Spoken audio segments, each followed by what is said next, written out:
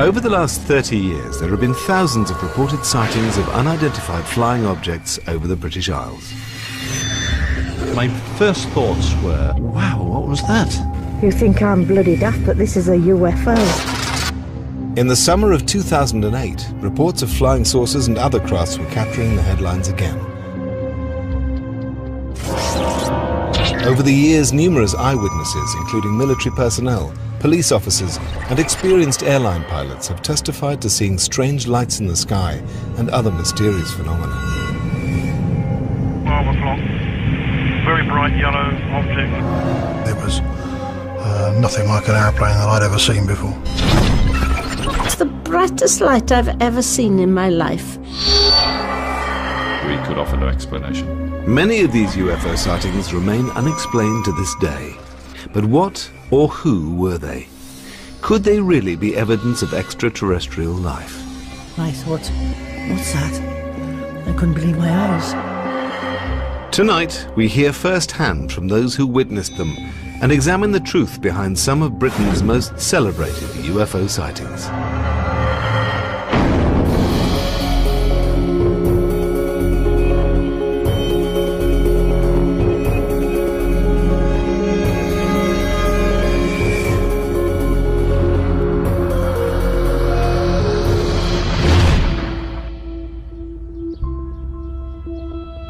At the beginning of 1980, Todmorden was a little-known West Yorkshire mill town.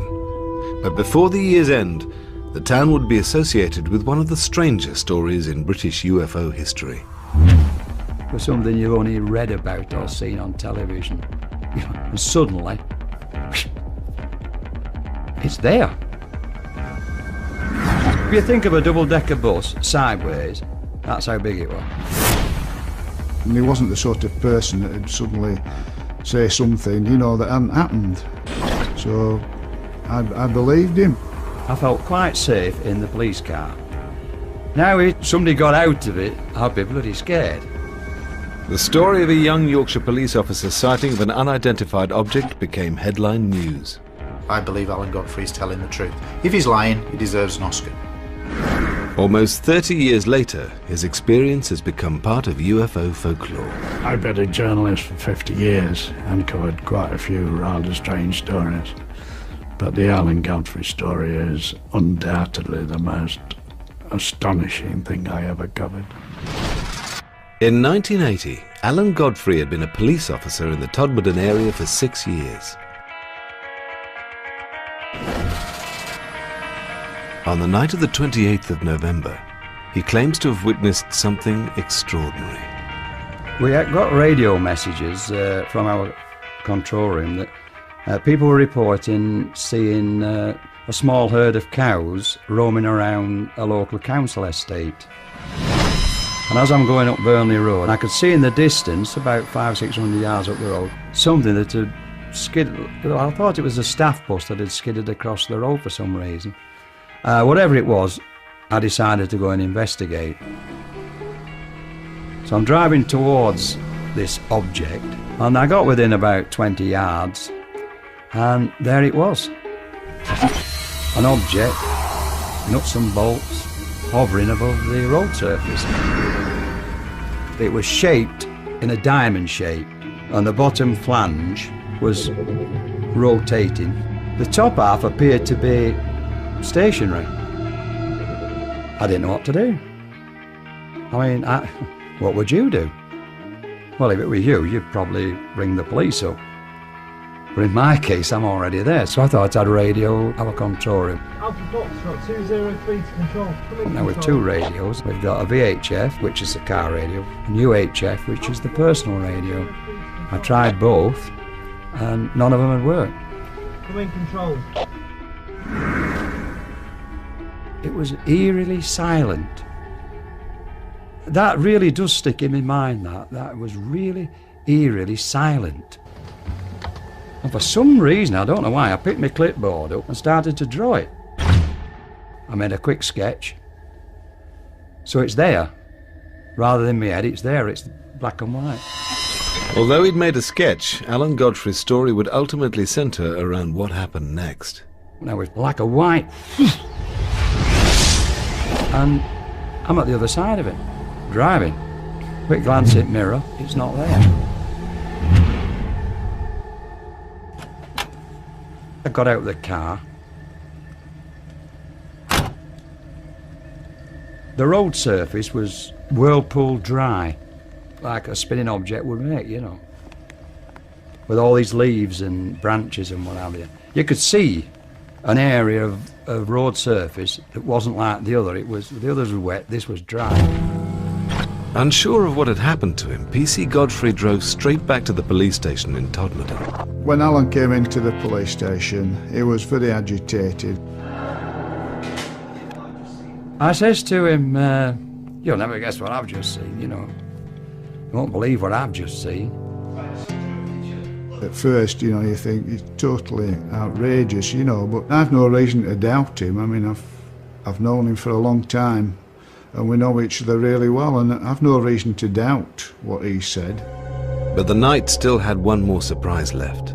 As Alan Godfrey ended his shift, he noticed something else he couldn't explain. There was approximately 30-35 minutes missing that couldn't be accounted for. From me leaving the police station to coming back. To me, I'd only been away 15 minutes.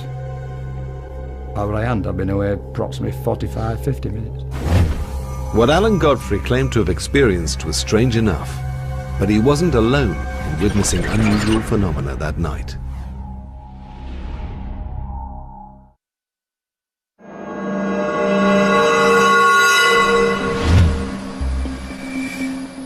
On the night of the 28th of November 1980, Police Constable Alan Godfrey was driving through the Pennine town of Todmorden when he witnessed a strange object in the road.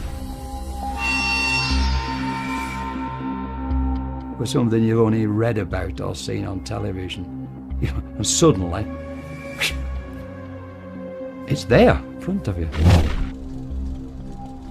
It was just something out of a science fiction film. It was totally unbelievable. PC Godfrey had no rational explanation for what he'd seen, or for what he discovered later. I had this irritating itch on my foot. The boot on my left foot was split. If that's the sole of the it was split that way. I've no idea why they were split, but when I took it off, I removed my sock, and it was on the instep of my foot, and it was a round circle like that, red. And it was very, very itchy. It wasn't sore, but it was very, very itchy. At work the following day, Alan Godfrey received some surprising news. He hadn't been the only officer who claimed to have seen something strange the previous night. I came on duty, and there was an inspector waiting to see me. I went into the inspector's office, and he then informed me that I wasn't alone, that 3 police officers in Halifax, in fact, had had some sort of an encounter the same night. And he was putting a report together, and he wanted a statement off me. Coming out the inspector's office thinking, yeah, right on. 12 miles from Todmorden, on the moors above Halifax, PC's John Porter, Howard Turnpenny and Julie Baxter had been looking for stolen motorbikes. What they witnessed compelled them to make an official report.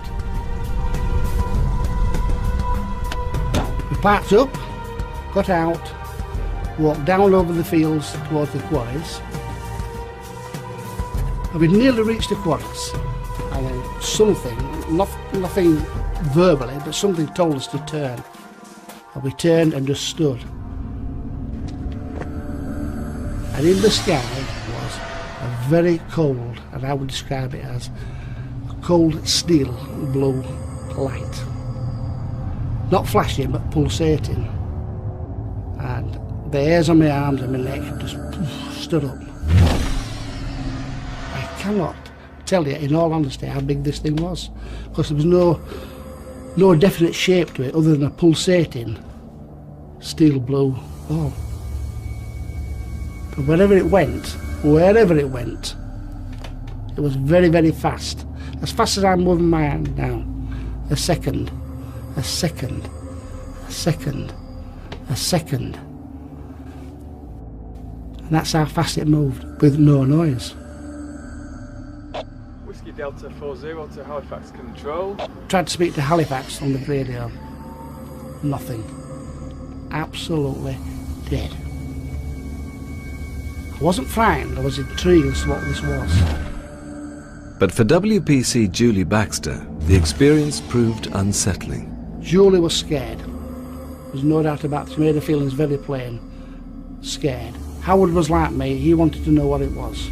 He wanted to see this thing. And for no known reason, it shot off in a big overhead arc towards Todmorden. Whatever it was not of... I can't explain whatever of our making. It was something completely alien to my understanding. And the night was getting even stranger. 2 traffic officers on the moors near Littleborough, 12 miles from both Alan Godfrey and the Halifax patrol, reported seeing a bright pulsating sphere hovering between 2 electricity pylons before it sped off over the hills. In all, 6 separate police officers had witnessed strange phenomena that night. But it was Alan Godfrey's story which caught the attention of both the local press and UFO investigators, many of whom descended on Todmorden in the wake of the sighting. In 1980, Jenny Randalls headed British UFO investigation group Bufora. She was born near Todmorden and has written about British UFO sightings for over 35 years.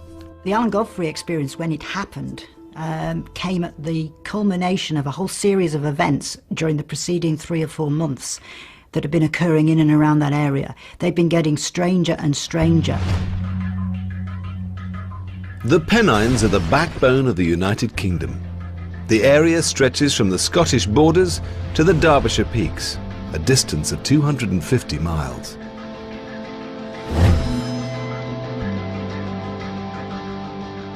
Throughout the 1970s, there have been dozens of reports of objects in the sky over Yorkshire and Lancashire.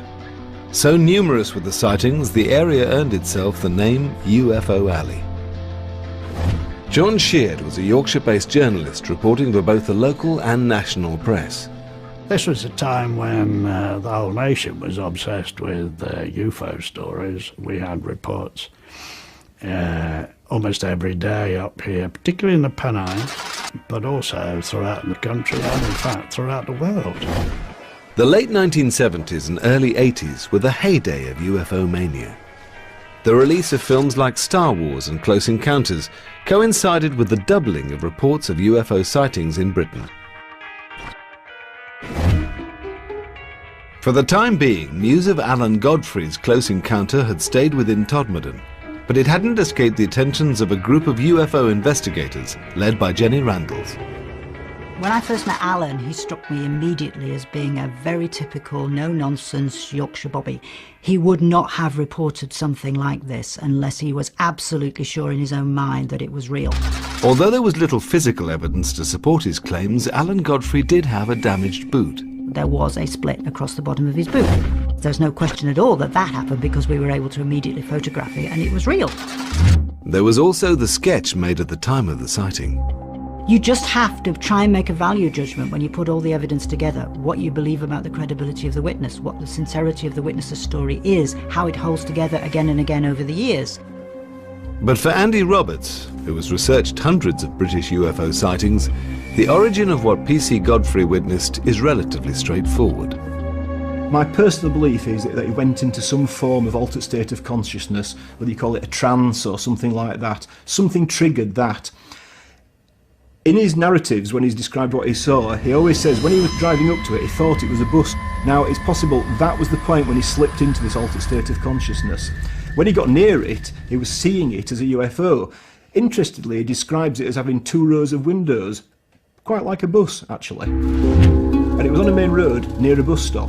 So it's possible he saw a bus delivering mill workers or picking mill workers up, and in his altered state of consciousness, it had transformed into a UFO. This object I saw was hovering off the ground, it had no wheels. It was of a metallic colour and it had black panelling and dark windows. And it certainly wasn't a bus. I know the difference between a bus And what I saw that night.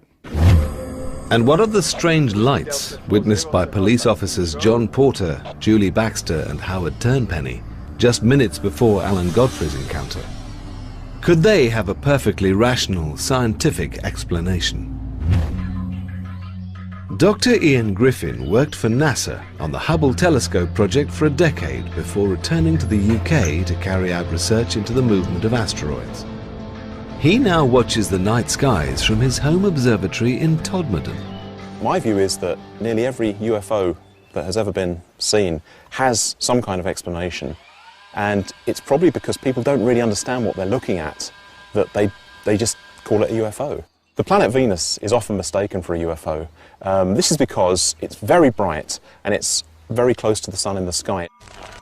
So very often, if you don't know what you're looking at and you see this stonkingly bright light beaming towards you, you think, what on earth is that? Meteors are sometimes mistaken for UFOs as well, caused by a very fast-moving rock entering the Earth's atmosphere high up. As the rock moves through the atmosphere, it ionizes it and causes the gas atoms to glow in different colours. The colours can be green, they can be blue, and sometimes they can even be an orangey red colour. There are other phenomena which may have existed for as long as the Pennines themselves, and which stem from more natural causes. Could these be the reason for the many sightings in the area, including those of Alan Godfrey and the other police officers in 1980? Dr. David Clark undertook a major study of the area, known as Project Pennine. It described naturally occurring phenomena that ranged from glowing hillsides to bizarre balls of light.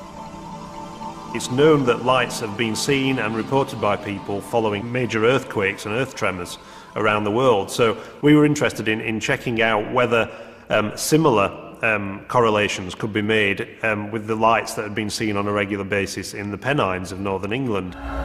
Basically, you've got underground huge rock movements going on and rocks crushing against each other and electrons escaping from that movement. People have described seeing these light forms as following valleys or appearing above electricity pylons or even apparently pacing cars.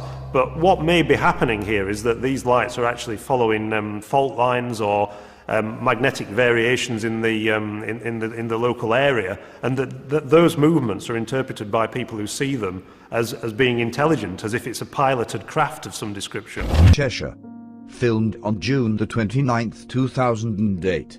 While innocently filming a plane, an unknown disc-shaped craft appears in the skies above the town Elworth.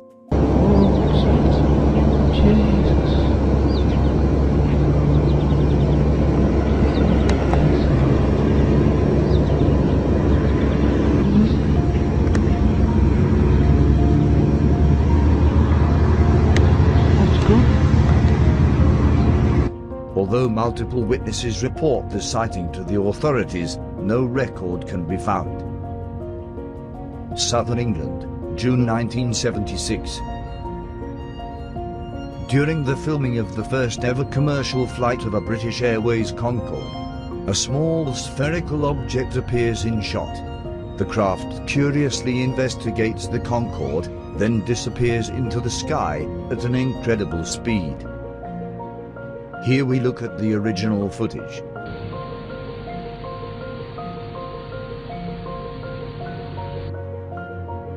The Kodak company analyzed the footage, claiming the anomaly was due to a flare of the camera.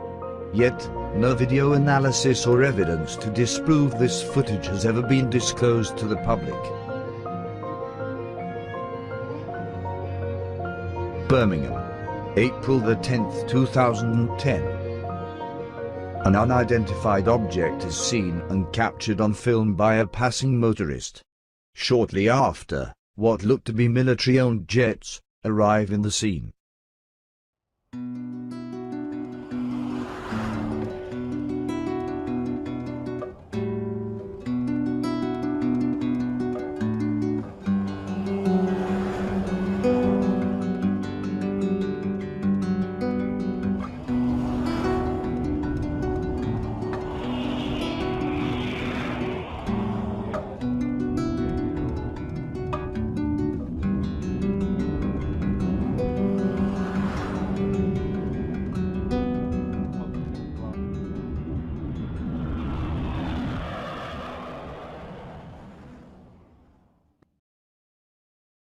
London Bridge, June the 24th, 2011.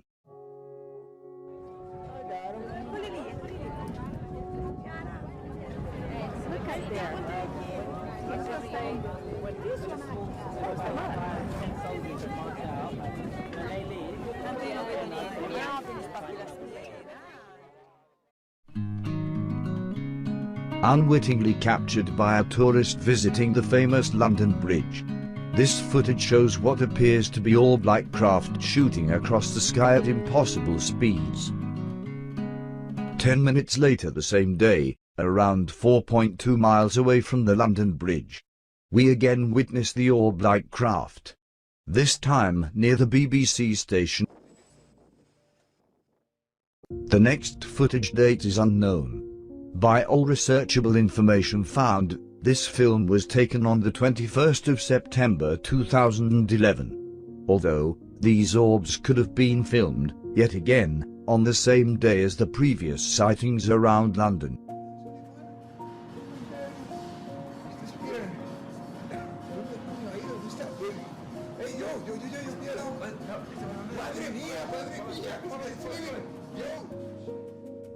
The 11th of September 2011. A perfect triangular-shaped light formation is seen in the night sky. The eyewitness grabs his camera and captures the object on video. What the fuck is it? Perfect triangular fucking formation. Nice. What the fuck?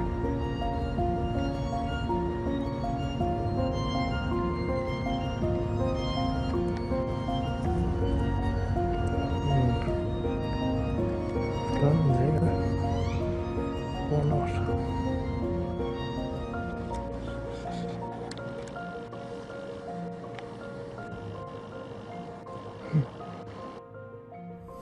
In November 1980, PC John Porter and his fellow officers had reported seeing a bright object moving at incredibly high speed. Could it have been a naturally occurring light, or something man-made? Aircraft can actually cause UFO sightings too. Oftentimes they'll have lights that flash under the wings, and viewed from certain angles they can appear to be coming straight towards you or whizzing across the sky relatively quickly. So it's not unknown for an aircraft to cause a UFO sighting. We've all seen aircraft in the sky at night. I've been on nights many years as a police officer. I've seen all sorts moving in the sky. But on this occasion, whatever it was not an aircraft. It was not. There's no way it was an aircraft. Moving too fast and no noise. Air traffic records, both civilian and military, revealed that there were no flights in the area at the time. Routinely, official police reports of UFO sightings would be passed to the Ministry of Defence. As part of the Freedom of Information Act, they've now been released. Dr. David Clark has been researching official reports into UFO sightings for over 20 years.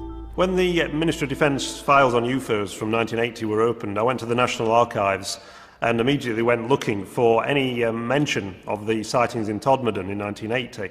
And straight away I found a copy of the report by the police officers from Halifax, PC John Porter and his colleagues, who'd seen a bright blue ball of light in the sky. But there was absolutely no trace of the report that was made by Alan Godfrey the same night, about 30 minutes later. Maybe they just thought that his sighting was a bit too weird and a bit too disturbing, you know, to pass it on to the ministry. But Alan Godfrey and John Porter were not the first police officers to have made an official report of a UFO sighting. Over the last 3 decades, police officers have contributed to a large proportion of British UFO reports. Gary Heseltine runs a database of UFO sightings made by both serving and retired police officers. It's my belief that police officer testimony is of a very high calibre. There is no reason to think that these officers are mistaken because of their training, and I believe that police officer testimony should be regarded very highly in the world of the way we treat UFOs.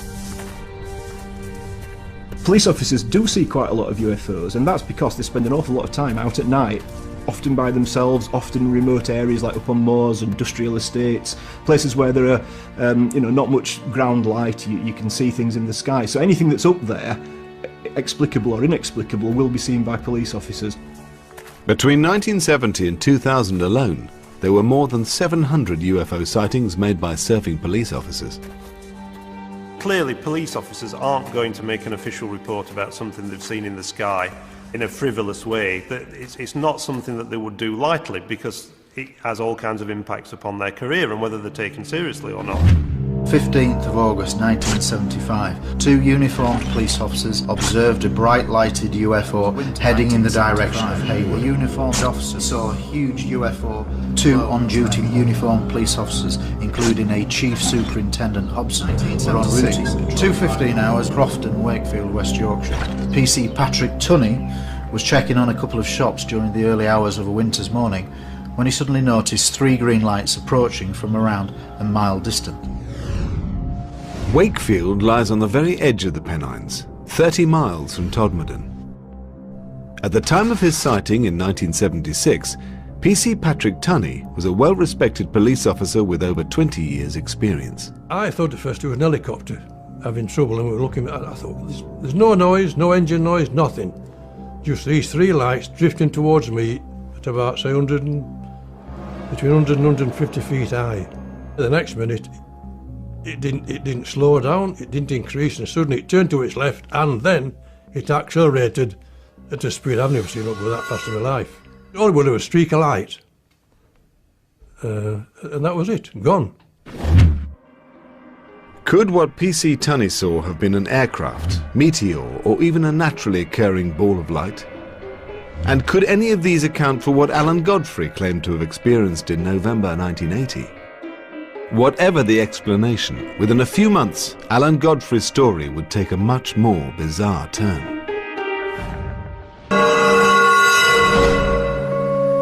After police officer Alan Godfrey reported an encounter with a strange object in West Yorkshire in 1980, some researchers claimed it to be a landmark in British UFO history.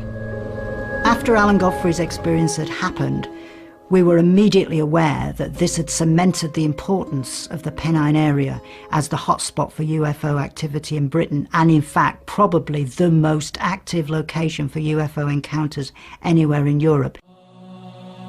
18 months before Alan Godfrey's sighting, mysterious bright orange lights had been reported speeding across the night skies of Lancashire.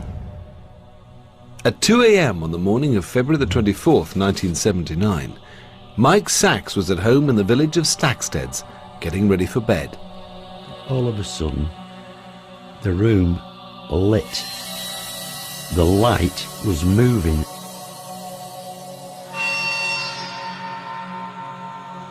I rushed to the window to be confronted with this huge ovoid, about 8-10 foot across, light, all diffused around the edges. It was pulsing, brilliant to intense, very orangey white. There was no sound. I remember that distinctly. We were in awe at this.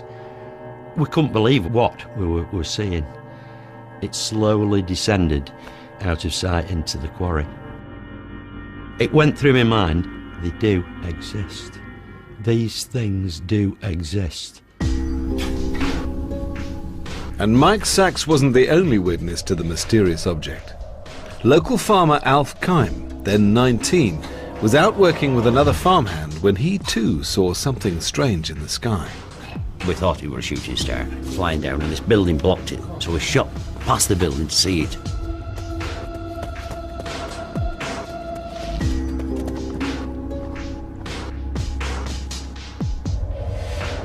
Like amazing, really, because it was the size of 2 double-decker buses, and it was sort of like spinning round, like changing colours, a lot of orange, and it went right across the skyline, right over the valley, and it went over, over top of houses, right over to quarry, and I thought somebody must see that, even though it were late, I thought somebody must see it, we can't live only months to see this. I immediately phoned Bacup Police, reported what I'd seen, And they said, right. He said, well, 2 of our police officers have also phoned in. They were parked up just below the quarry, and they reported it. I phoned my brother Raymond. I went up for him.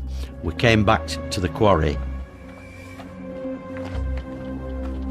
where the Panda car was still parked there. And I said, did you see it?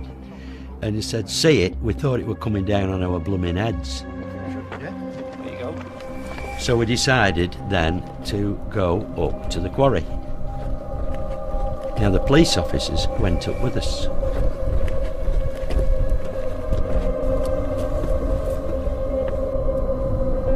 But there was nothing to be seen. By 3 a.m, Alf Kime had arrived home. When we got back that night, my dad said, is everything all right? You know, the cow's all right? And I said, yeah, everything's perfect. I said, but we've seen a flying saucer or something to that description. And he said, don't be somebody daft. What have you been smoking? And obviously he was laughing to himself. And he said, have you been drinking? And Mike shouted out, no, he said, we've actually seen it. You know, we've seen some of it anyway. He said, all right, I'll see you in the morning then. That night, between 2:30 and 2:50 a.m, there were a dozen separate sightings reported throughout Lancashire and as far west as Merseyside. The reports varied from fiercely bright orange orbs to the oval-shaped craft seen by Mike Sachs and Alf Kime. The following week, when it's out in local free press, you didn't feel as daft as we were telling, you know, because we told this story and you could see people didn't believe you when you were telling it because, you know, I don't think I'd believe it myself really. If the oval-shaped craft seemed inexplicable, what were the bright orange lights seen shooting across the sky that night? Astronomer Dr. Ian Griffin may have one explanation. Since the dawn of the space age, several thousand objects have been launched into space. And the re-entry of a satellite can cause a bright flash of light in the sky. And certainly big satellites, for example Skylab in the late 1970s, or the Mir station in the 1990s, when they entered the Earth's atmosphere, they looked like tremendous fireballs with bits breaking off. So oftentimes, yes, space junk can cause UFO sightings. For many skeptics, the explanation for the sightings is even more straightforward. The Pennines has 2 busy civilian airports situated at its edge. There was a huge explosion of air travel in the 70s and 80s, and that led to the expansion of Manchester Airport, of Leeds Bradford Airport and international aeroplanes. Now, the Pennines, quite wild, it's very dark at night, and if you see an aircraft in the sky through unusual weather conditions or coming into land or taking off, its beams, its light configuration can appear very, very strange. And I think that's largely been the result of why there have been so many UFO sightings over the Pennines from the 1970s onwards. When it comes to UFO sightings over the Pennines, or anywhere else for that matter, we can readily explain away 99% more as mistaken identity. But it leaves that niggling little number every time that no matter how much research, no matter how much you try, you can't get rid of these particular cases. And after a lot of legwork, they still remain unexplained. There was another possible explanation, that the lights in the sky being witnessed that night were connected with some secret Cold War military operation. After some of his constituents had reported seeing the lights, the MP for Ormskirk even raised the question in Parliament. On the 12th of June 1979, the Ministry of Defence issued a statement. It said that a US Air Force exercise had taken place between the 21st and 24th of February, during which fighter aircraft had been flying at very low levels throughout the British Isles. Were both Alf Kime and Mike Sachs simply witnesses to a routine military manoeuvre? We get many aircraft flying over the valley, all different shapes and sizes, air cargo, passenger, military. This was totally unlike anything I've ever seen in my life. I can only conclude, and I don't say this lightly, it is extraterrestrial.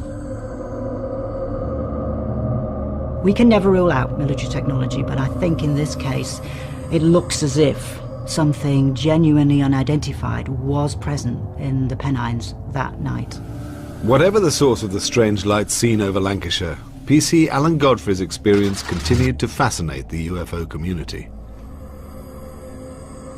After Alan Godfrey's sighting in Todmorden, he claimed to have lost some 30 minutes in time. The only physical evidence of his encounter, a damaged boot and a sketch he'd made at the time. In an attempt to find out more, UFO investigators suggested a radical idea. They contacted me and asked me, would I be willing to go under hypnotic regression? I declined straight away.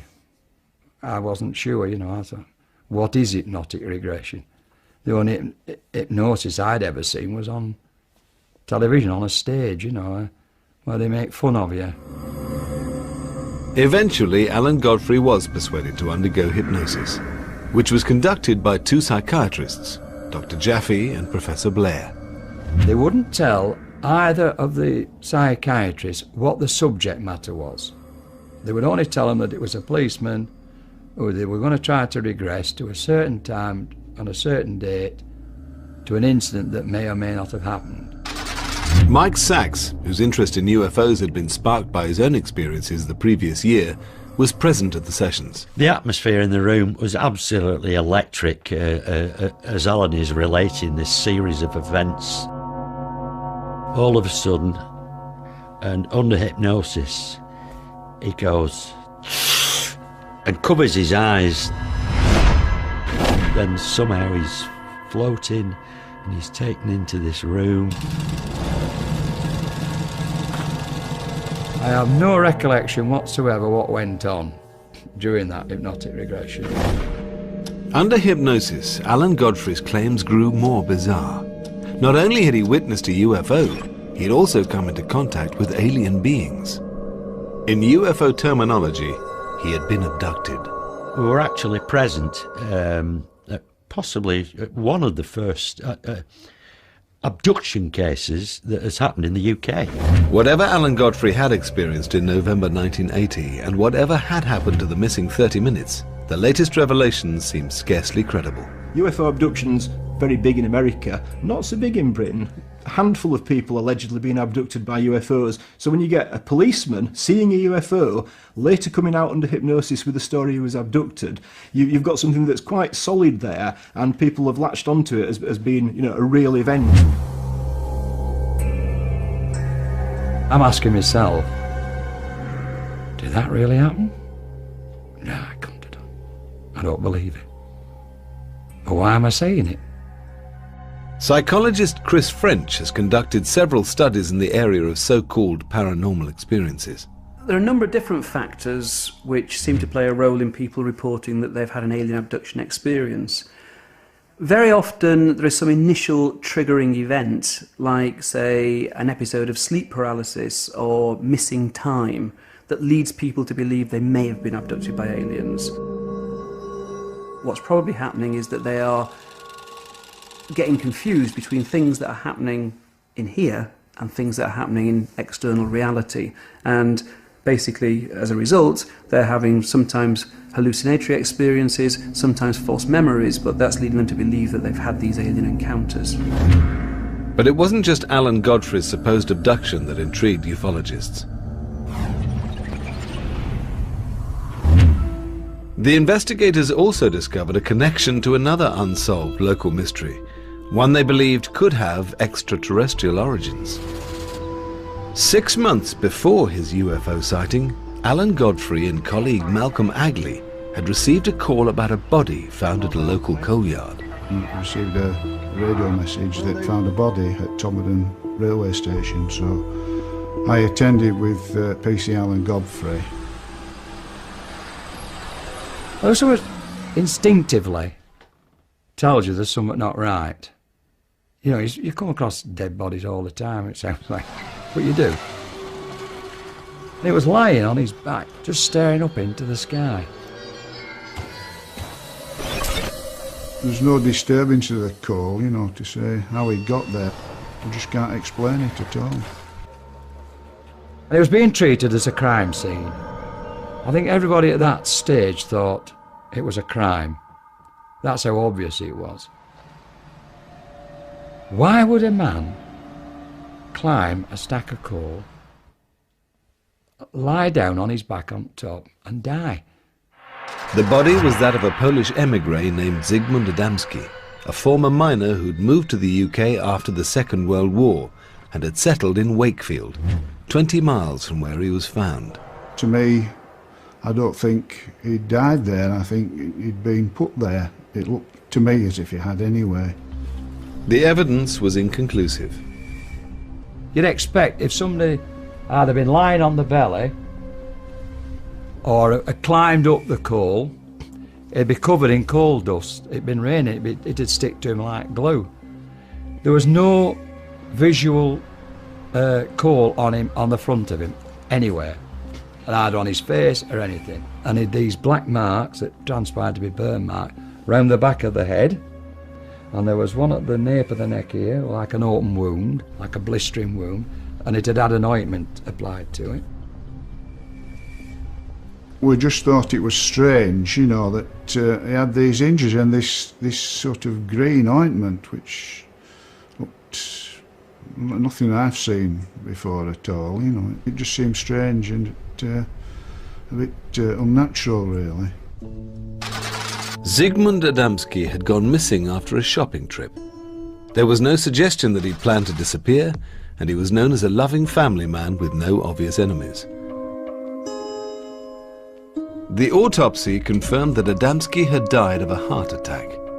Coroner James Turnbull was mystified, not least by the strange substance found on Adamski's burns. We had the substance analysed, and the toxicologists and the scientists couldn't come up with any answers to what it was. And we came up against a blank at every line of investigation. This was one of the most puzzling cases that I've come across in 25 years. If somebody proved to me that UFOs exist and that there was one around there at that time, and that in some way we could associate it with this case, then perhaps I might say I'd only raise half an eyebrow. Whatever the truth behind Adamski's death, which remains unsolved, Alan Godfrey's association with it was to turn him into a UFO celebrity.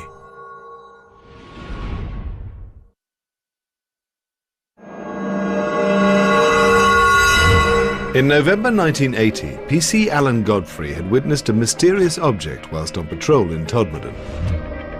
If I'd have got out the car and thrown a brick at it, it would have gone clang. That's how real it was. Alan Godfrey was also connected to a mysterious death, which remains unsolved after almost 30 years.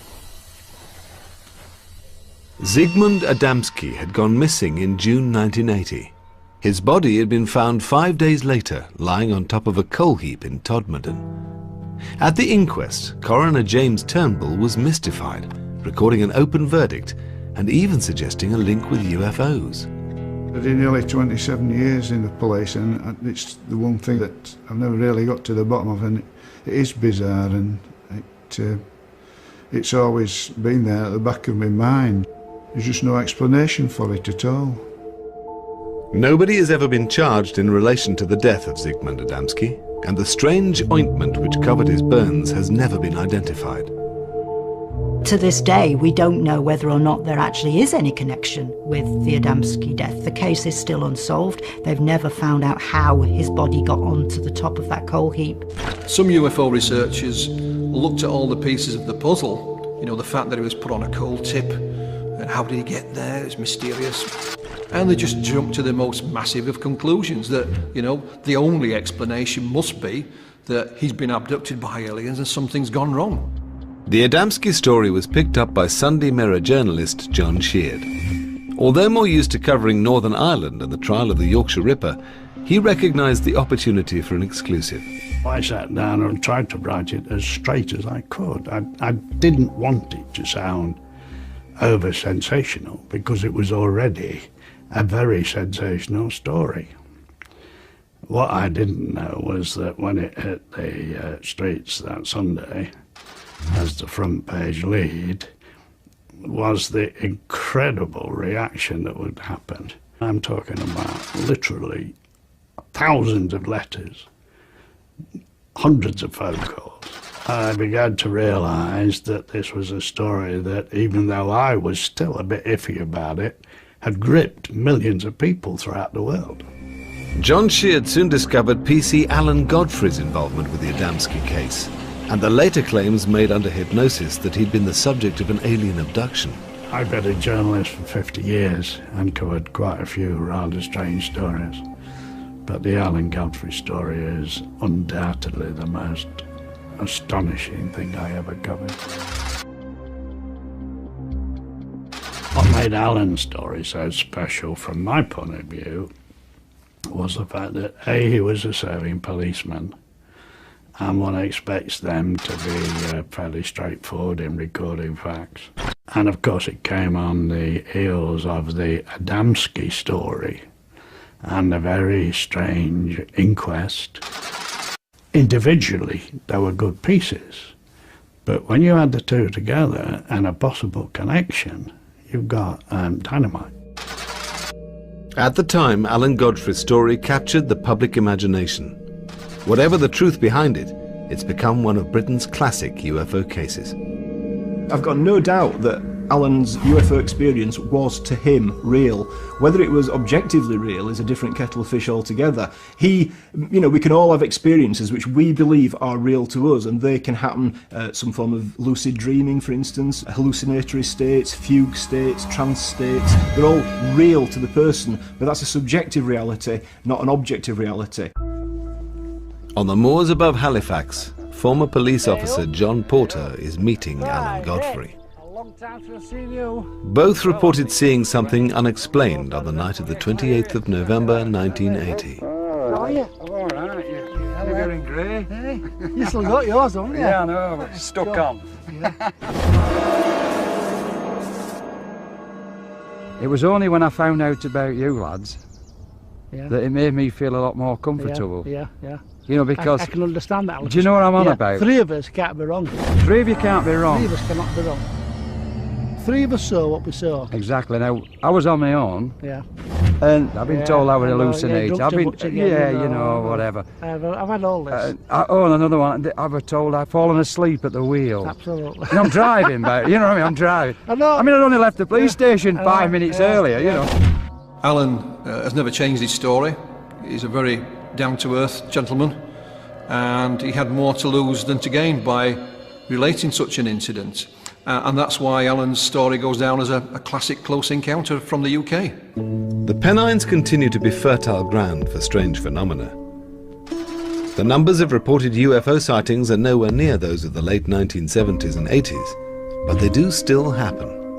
If you look at the number of sightings that have been reported over the years, you know, we appear to be absolutely swamped with aliens. You know, that the whole planet must be swarming with their ships as they're racing across the universe to visit us. It simply does not add up. I have not come across a UFO that cannot be explained when you go through the various things that it possibly could be. If you know the sky, you can understand what you're seeing. But for many who experienced their own close encounter, the passing of time hasn't diminished the impact. I have to say, after this experience, in all honesty, I believe there's something out there other than us. Every night I work, I'm looking up, and I've never seen anything since, but, you know, it is there. There's no doubt about it. Where they come from, why they're here, I wouldn't know, but they are here. Alan Godfrey left the police force in 1985. Almost 30 years on, he's still sticking to his story. It's 28 years ago, and I still believe in what I saw was really there.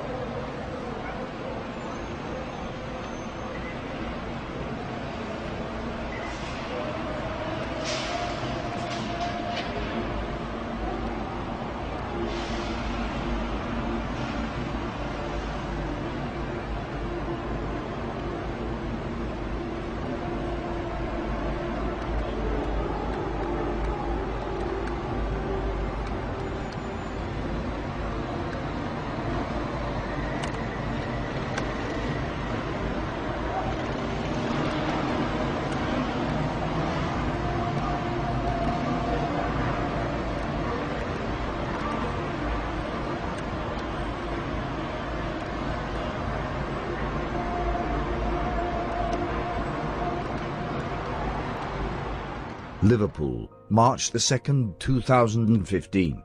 This footage was taken on board a commercial flight. As it exits the frame, the object can be seen accelerating at speeds no modern aviation technology today can perform.